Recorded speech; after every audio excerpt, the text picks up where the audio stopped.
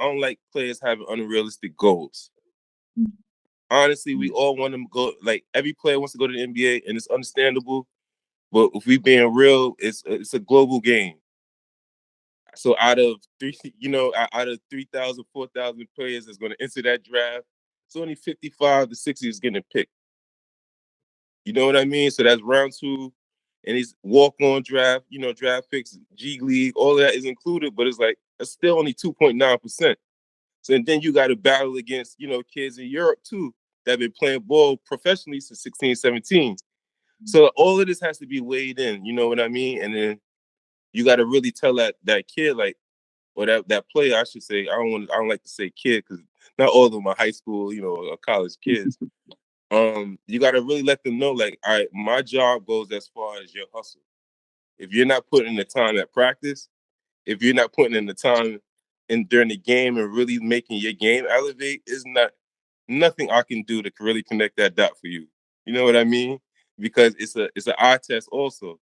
You cannot average. You can't. You cannot average 20 something points, but what you do defensively, your plus minus, the rebounds you get, how you impact a team when you get on the court, that could get you in the league before your jump shot. You know what I mean? And that's another thing. You got to really tap in with these kids. Not every team needs a Michael Jordan, LeBron, or Kobe. We need some Drew Holidays. You know what I mean? You need some guys that's just gonna go out there, some Dennis Rodmans, they're gonna get some boards, and that's it. They don't care about nothing else. And that's why, I look at my Knicks team.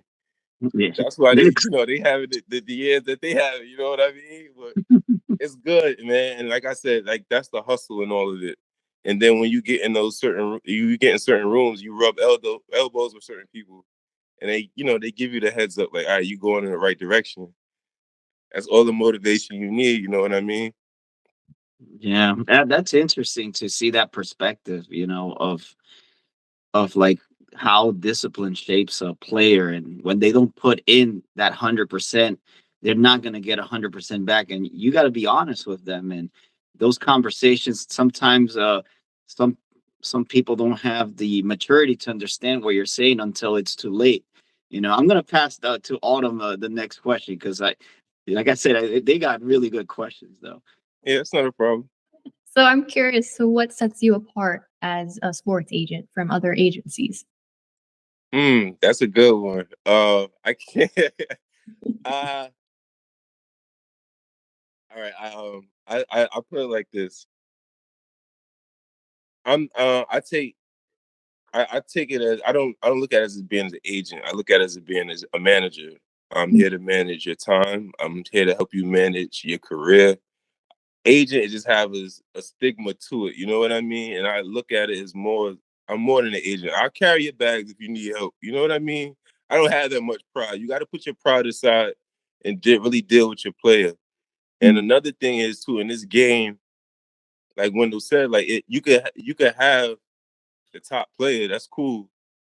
But if you got the top player and then 30 other dudes that's just sitting around and you're not getting them no jobs, that's useless. So it's like, as the agent, you really got to understand, like, when you're taking on the responsibility of signing the player, you're responsible for their life. So, you're not just playing with your money, you're playing with their life also. It's like, so you got to take that into careful consideration and really, really, like, think about every move made from contracts negotiated to contracts ignored, whatever the case may be. But you got to put your pride to the side and say, all right, my player comes first.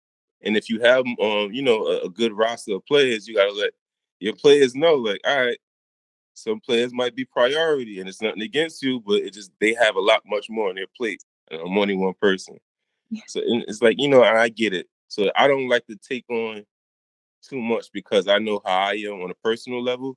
I would like to be more hands-on, interactive with people and players. So I don't want a 20, 30-man roster and I'm only talking to 10 of them occasionally, you know what I mean? Or 5 of them I'm really only dealing with, and I got everybody else dealing with interns or whoever else, and I'm passing them off to my partner. Then I don't feel like that's as welcoming, especially in the corporate world, because they don't want to feel like you're just a shark in the soup. It's after they pay for you don't really care about what they have going on. as far as family. Everybody have good and bad days, so you gotta take all that into consideration.